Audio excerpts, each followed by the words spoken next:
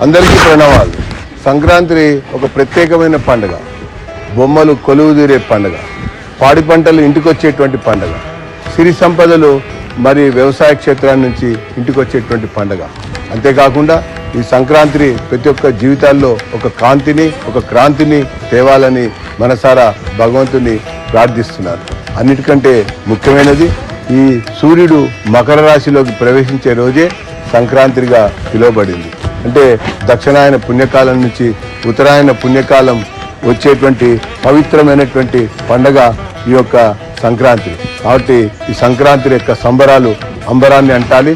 ప్రతి ఒక్క కుటుంబంలో కూడా కొత్త కాంతిని మరి క్రాంతిని తేవాలని ప్రార్థిస్తూ సంక్రాంతి శుభాకాంక్షలు.